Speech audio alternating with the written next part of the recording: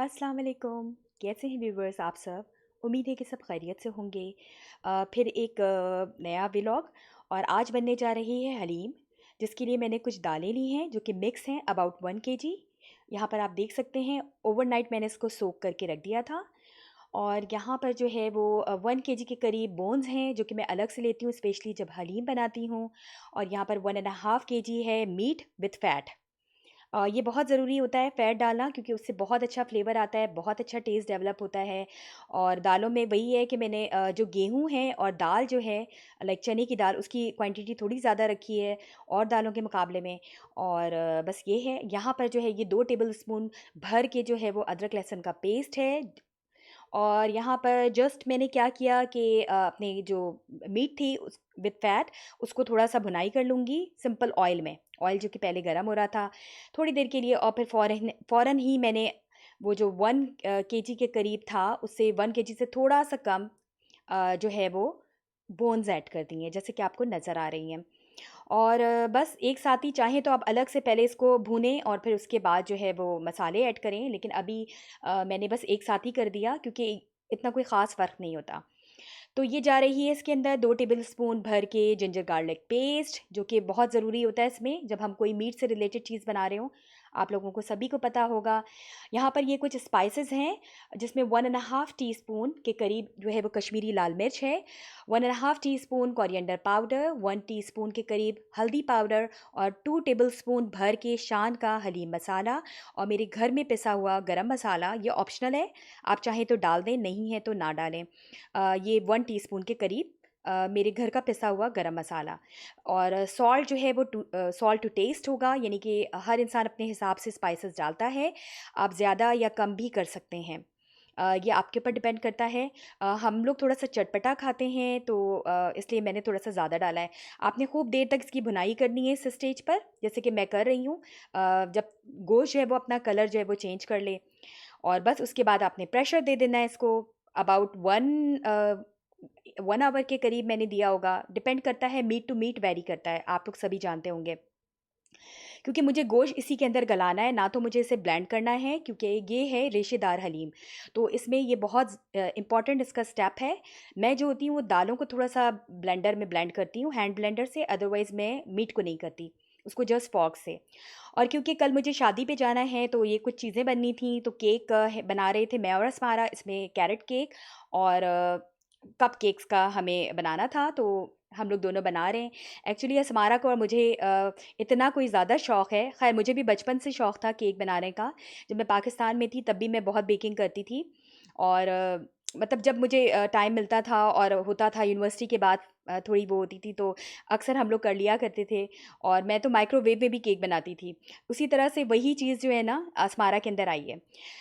फिर बस वो बैटर बन गया था केक का और यहाँ पर मैंने थोड़ा-सा प्रेशर कुकर खोल के देखा तो मीट को फिर दोबारा प्रेशर दिया क्योंकि अभी गला नहीं था सही से। और फिर उसके बाद मीट हो गया था डन। अब मैंने उसी प्रेशर कुकर में थोड़ा-सा वाटर और अपनी सारी दालें, नमक और हल्दी डाल के इसको दोबारा से प्रेशर दे दिया। दालों को भी प्रेशर देना है, उसको भी प्रेशर। और ये देखें मेरे कप केक्स कितने अच्छे से बेक हुए हैं। क्योंकि बीटिंग वाला जो काम है वो अस्मारा बहुत अच्छे से करती है और आज बहुत सारा काम था, जुम्मे का दिन था। तो आप लोगों को पता ही है मेरा बहुत बिज़ी चलता है और कहाँ से कहाँ मैंने ये हलीम बनाने का भी आज ही रख लिया था। और मुझे कप केक्स और कैरेट केक भी बनाना था, 1 दिन पहले ही आप बनाते हैं। तो बस ये देखिए मेरी दालें बहुत अच्छी तरह गल चुकी हैं और मैंने इसके अंदर 2 जो है वो हरी मिर्चें भी ऐड ऐड की थी क्योंकि हम लोग थोड़ा स्पाइसी खाते हैं और मुझे फिर इस वक़्त लग रहा था कि नहीं थोड़ी और चटपटी होनी चाहिए। तो मैंने 1.5 टीस्पून के करीब शान का हलीम मसाला इसमें डाला है। और तो आपके ऊपर डिपेंड करता है, मैंने जो बताई ये पहले वाली चीज़ वो तो मेरे ख़्याल से इनफ़ होती है, लेकिन फिर मैं इसको थोड़ा-सा प्रेशर दूँगी क्योंकि दालों को भी मैं पूरी प्रॉपर चाह रही थी कि अच्छे से गल जाए ना, कि मुझे इतना हैंड ब्लेंडर इस्तेमाल ना करना पड़े। अ, फिर यहाँ पर देखिए हमारे कपकेक्स हो गए हैं रेडी और ये हैं अस्मारा मैडम और उनको लग रहा है कि मामा आप बताएँ व्यूअर्स को कि ये मैंने बनाए हैं। तो बेसिकली सारा काम तो बीटिंग का ही होता है, तो देखा जाए तो इसी ने बनाए और इसको बहुत शौक है बेकिंग का। जैसे कि मैंने आपको बताया कि मुझे भी बहुत ज़्यादा था। बस यही होती हैं यहाँ पर एक्टिविटीज़ छोटी-छोटी, चाहें तो हम बहुत बेकिंग कर सकते हैं, लेकिन प्रॉब्लम यही है कि फिर खाएँगे भी तो हम ही ना। और फिर यहाँ पर पुट ऑन करेंगे वेट, तो बच्चों को तो वैसे पसंद होता है स्वीट, और फिर होती है तो फिर आप भी नहीं रुक सकते। तो बस ये कभी-कभार बना लेते हैं, कोई इवेंट आता है या कुछ ऐसा होता है तो हम कोशिश करते हैं कि हम ये बना लें।